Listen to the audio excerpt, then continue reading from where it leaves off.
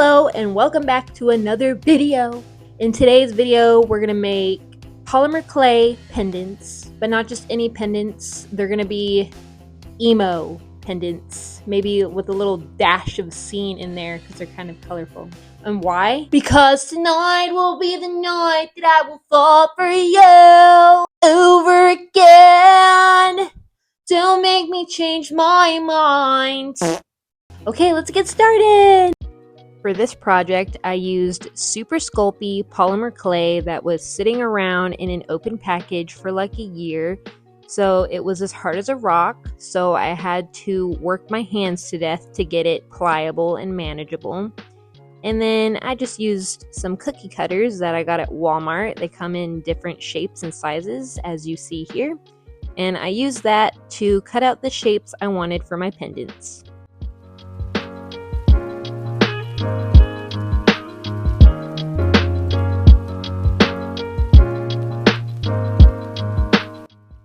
Next, I used an X-Acto knife to help me cut off some of the parts that were around the cookie cutters. And as you can see, there's still some edges left on there. So I just used the X-Acto knife to clean those up a little bit. And then I took some of these eyelets, I think they're called, and I took this little jewelry tool and I used that to stick those little eyelets right inside the clay before baking. And I made sure to hold my breath during this part so I can get the surgical procedure done correctly.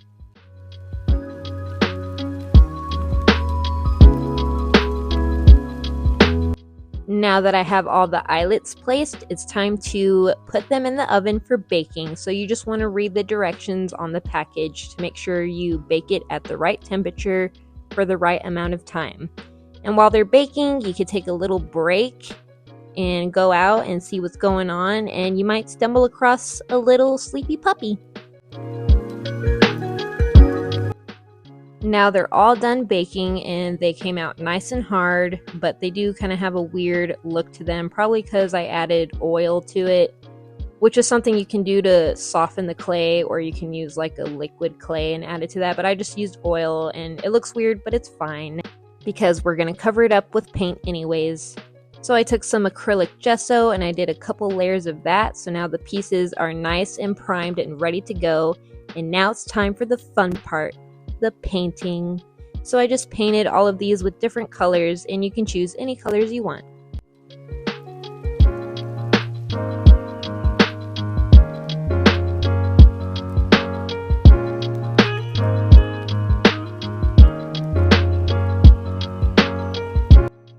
Now that all the base colors are done, it's time to move on to the even more fun part, which is adding all the designs on our pendants. I'm using paint markers, but if you don't have paint markers, you could just use paint and little teeny tiny paint brushes, but I feel like you have a lot more control with the paint markers. So I'm just going to start adding my little emo designs to make my emo heart happy, and then we can reminisce about how great it was to be emo in 6th grade. When I was in 6th grade, My Chemical Romance dropped the album The Black Parade, and from that moment on, I went to sleep to it every single night before coming home and butchering my hair and taking moody pictures for MySpace. I got my first studded belt from Hot Topic, and when I lost it at a party, I thought my world was collapsing around me. I would write sad and angry little stories in my diary, and I would also write "I love boys" on my Converse. Okay, y'all, I know it sounds like I'm poking fun at the subject and like I'm joking, but this was all very serious, and this was the time in my life where I was discovering who I was, and I'm not ashamed of that. I was completely indulged in the music, I was completely indulged in the fashion and the moody atmosphere and the emotional themes of what emo was. Obviously, emo stands for emotional, and I was an emotional person, and I had very moody thoughts, and I was a little bit like pessimistic and sad, and that's totally fine. That's just who I was, and I feel like the emo culture definitely represented that and provided a space for people to express themselves in a way that was like not shameful. And I'm really happy about that. Anyways, back to being silly. Cross my heart and hope to die.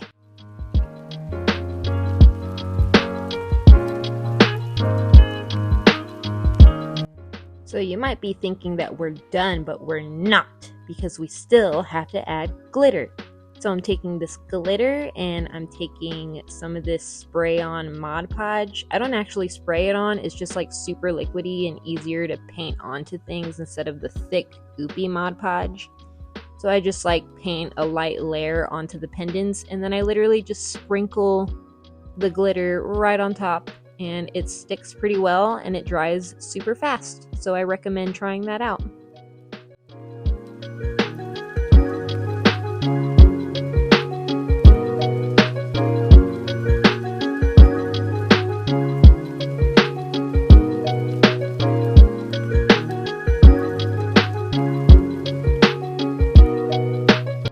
Now that our pendants are freshly glittered, it's time to move on to the next step, which is adding some UV resin and some little gems for the finishing touches.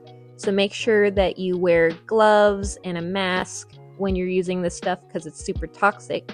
And then you just put it under the light and let it cure for a few minutes. And while they're curing, you can assemble your chains or whatever you're going to be putting your pendants on. You can find stuff like this at Walmart. And you just take some jewelry pliers and open up the loops and put the loops together, and then you're all done.